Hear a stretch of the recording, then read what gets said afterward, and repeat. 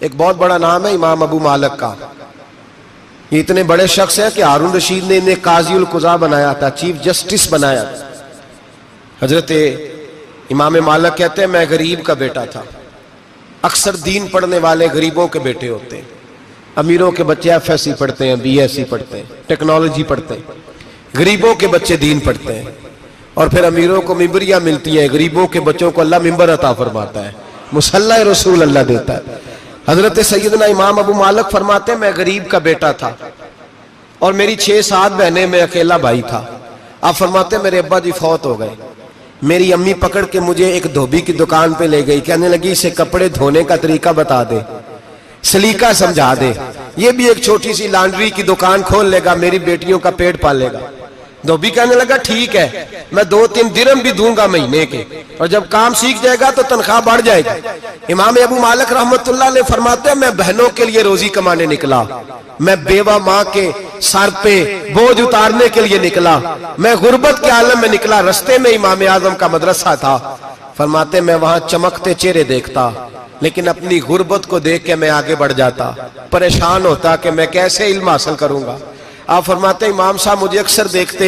ایک دن امام اعظم باہر نکلے, مجھے کھڑے ہوئے دیکھا تو قریب بلایا, سینے سے لگایا, ماتھا چوما. کیا نام ہے؟ میں نے کہا ابو مالک میرا نام ہے.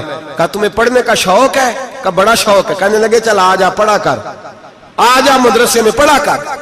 کہتے میں سارا دن وہاں پڑھتا, گھر سے کام کرنے آتا, سارا دن امام اعظم کے پاس پڑھتا رہتا. مہینہ آیا تو میری اماں کہنے لگی تنخواہ لاؤ. میں نے کہا امی جی تنخواہ تو وہ دے گا جو ڈیوٹی پہ جاتا ہو, میں تو پڑھنے جاتا ہوں.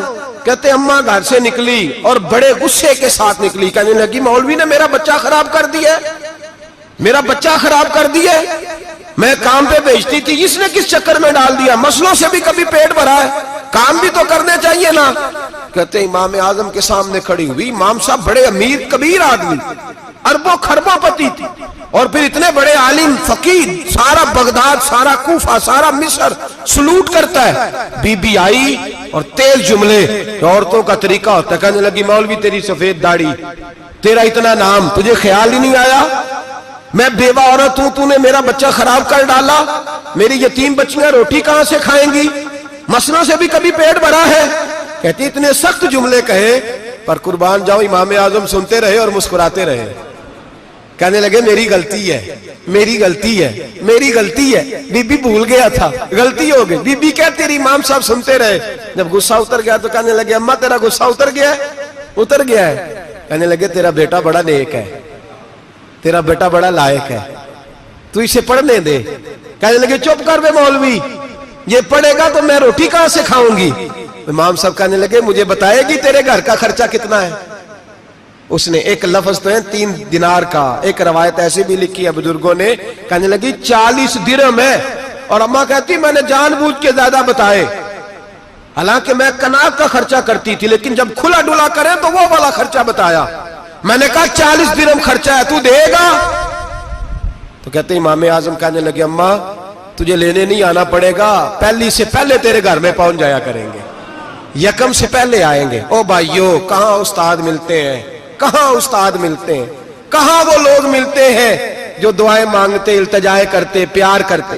گزر گیا وہ دور, اب تو سوٹ لینے کا دور ہے, مٹھائیاں لینے کا دور ہے, ہاتھ ڈلوانے کا دور آیا ہے. اب کون پوچھتا ہے, اب تو پوچھتے ہیں تو میرے لیے کیا لایا ہے. حضرت سیدنا امام اعظم ابو حنیفہ رحمت اللہ علیہ 1 دن نہیں, 2 دن نہیں, 4 دن نہیں, 5 مہینے نہیں, 20 سال تک, کہنا آسان, بولنا آسان, سننا آسان, 20 سال تک امام ابو مالک کے گھر میں خرچہ دیتے رہے, وہ پڑھتے رہے.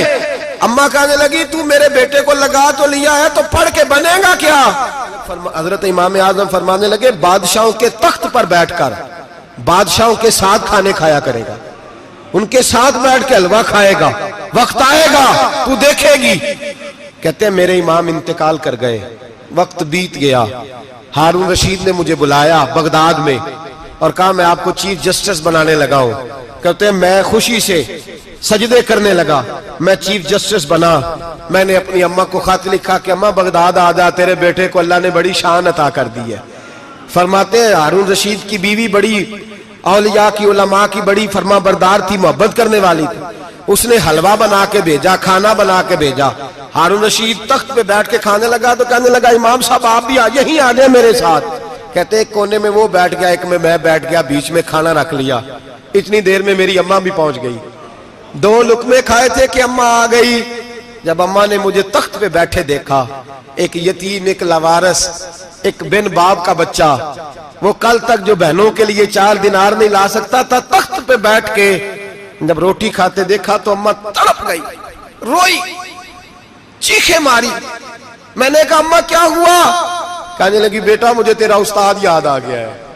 उसने कई साल पहले कहा था इसे दीन का इल्म पढ़ने दे, इसे फकीह बनने दे, ये बहुत आगे जाएगा। देख आज अल्लाह ने तुझे कितनी शान अता की है। कहा बेटा ये कमाल तेरा नहीं, ये इमाम आजम अबू हनीफा का कमाल है, ये उनका कमाल है जिन्होंने तुम्हें यहां तक पहुंचाया। मेरे भाई अपनी पूरी जिंदगी हजरत इमाम आजम अबू हनीफा ने। आज तो असातिज़ा किराम, असातिज़ा, मुझसे एक टीचर कहने लगे हजरत जी दिल नहीं लगता, बेसुकूनी सी है, कुछ बतलाएं। तो मैंने कहा क्लास में कोई यतीम बच्चा ढूंढ ले, कोई लावारिस बच्चा ढूंढे, उसकी वर्दी अपने जिम्मे ले लें, किताबें अपने जिम्मे ले लें, उसका खर्चा अपने जिम्मे ले लें, रोज जेब में टाफियां डाल के जाया करे कि गरीब को देनी है। फरमाया 2 महीने ये वाला वजीफा भी पढ़ के देखे, अल्लाह आपको सुकून अता करेगा। ये भी कहने लगे बड़ी ठंडक हुई है, बड़ा सुकून मिला है, बड़ी ताबेदारी। मैंने कहा आप लफ्जों से सुकून चाहते हैं, वो लोग खिदमत करके सुकून लेते।